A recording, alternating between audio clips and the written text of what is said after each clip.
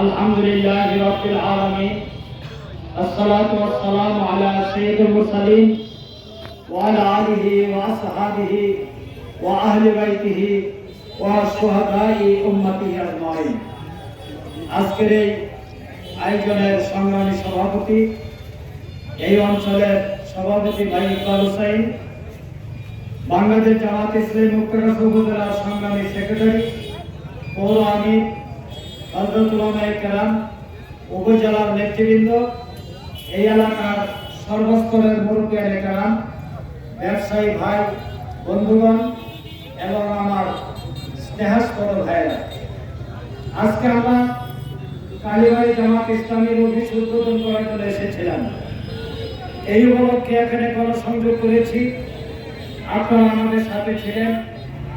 একদিনে এই বিরাট একটি এলাকা কভার করা সম্ভব নয়। আজকে আমরা সূচনা করে গেলাম, আগামী দিনে বাকিগুলো শেষ করব।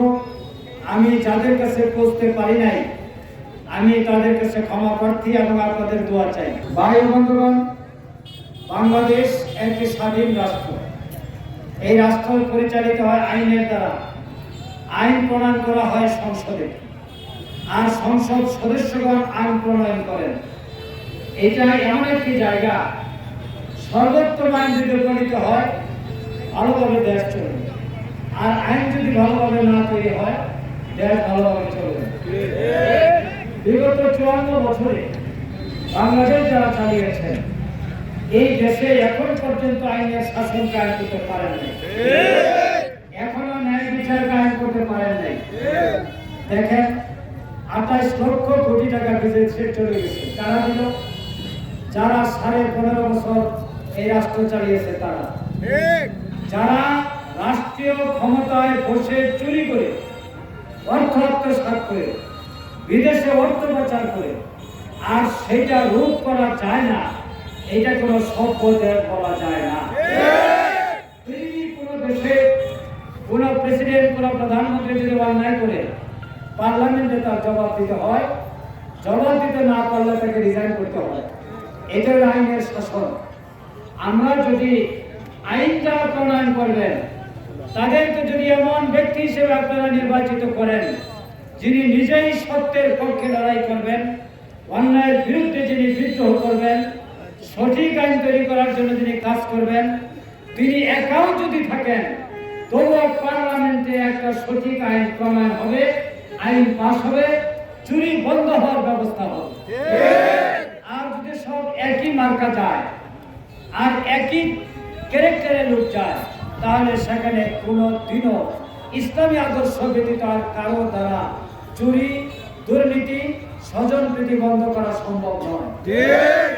আমি এই কালীবাড়ির রুটটাতে গেলাম, ভিতরে গিয়েছিলাম। শ্রীরামপুরে আমার আত্মীয় বাড়ি আছে, অনেকবার যাই। এই রাস্তার যে দুরবস্থা, 15.5 বছরে যদি 1 ফুট করে জায়গাও তারা প্রত্যেক বছর করতেন, তাহলে তো 15.5 ফুট রাস্তা হওয়ার কথা। কিন্তু পরিস্থিতি এমন হয়েছে, একটা লোক এখানে হেঁটে যেতে পারে না, তাহলে এই টাকা গেল কোথায়? গোটা মুক্তাগাছা রাস্তা ভেঙে তছনছ হয়ে গেছে, এই রাস্তা তৈরি করার টাকা গেল কোথায়? এই যে রাস্তা হচ্ছে কয়েক বছর যাবত, গাবতলী থেকে রসুলপুর থেকে শুরু করে মনতলা পর্যন্ত বাজেট পাস হয়, অর্থ পাস হয়, আর সমস্ত টাকা যায় আমাদের নেতাদের পকেটে। এর হাত থেকে এই যে জাতিকে যদি উদ্ধার করতে না পারি, আমাদের ভাগ্যের কোনো পরিবর্তন হবে না। এই জন্য আজকে জামাত ইসলামের পক্ষ থেকে আমরা আপনাদের সামনে ঘোষণা করছি, জামাতের নেতা যেখানে নির্বাচিত হয়েছেন, 1 টাকা দুর্নীতি করার পুরো রেকর্ড কেউ আবিষ্কার করতে পারেন নাই। আমাদের মন্ত্রী ছিলেন মাওলানা নিজামী, আলী হাসান মোহাম্মদ মুজাহিদ। 5 বছর তারা 3টি মন্ত্রণালয় চালিয়েছেন, 1 পয়সার দুর্নীতিও তারা করেন নাই। আমাদের এমপি ছিলেন আল্লামা দেলোয়ার হোসেন সাইদি, ধর্ম মন্ত্রণালয়ের স্থায়ী কমিটির সদস্য ছিলেন তিনি। তার বিরুদ্ধে 1 পয়সার দুর্নীতিও কেউ আবিষ্কার করতে পারে নাই। সুতরাং দুর্নীতি মুক্ত এবং অপরাধ মুক্ত আর অর্থ আত্মসাৎ মুক্ত বাংলাদেশ যদি গড়ে তুলতে হয়, তাহলে জামাত ইসলামের প্রার্থীকেই বিজয়ী করতে হবে। আমি আপনাদের কাছে এতটুকু কথা বলতে পারি, আমি সুপ্রিম কোর্টের একজন আইনজীবী। বাংলাদেশ আইন প্রণয়নের জন্য সর্বোচ্চ আদালতের আইনজীবী হিসেবে যেমন আইনের পক্ষে লড়াই করেছি, ট্রাইব্যুনালে লড়াই করেছে। আপনারা যদি আমাকে ভোটে নির্বাচিত করেন, পার্লামেন্টে কোরআনের পক্ষে, ইসলামের পক্ষে, নীতির পক্ষে, অন্যায়ের বিরুদ্ধে আমি আমার যোগ্যতা দিয়ে আইন প্রণয়নের জন্য আমি চেষ্টা করবো ইনশাআল্লাহ। আর এই ধরনের আইনের মাধ্যমে দেশ থেকে দুর্নীতি দূর হবে। কালীবাড়ির ভাইরা বন্ধুরা, আপনারা খুশি, আপনারা সংগ্রামী, আপনারা আমাদেরকে যে উৎসাহিত করেছেন, আমি জানি মাঝে মাঝে আপনাদেরকে হুমকি দেওয়া হয়। তাতে বোঝা যায় যে যাদের পায়ের তলা থেকে মাটি সরে যাচ্ছে তারা হুমকি দেওয়া ছাড়া তাদের শরীরে আর কিছুই নাই। আপনারা হুমকি দেন কেন? তার মানে আপনারা জেলে হয়ে গেছেন।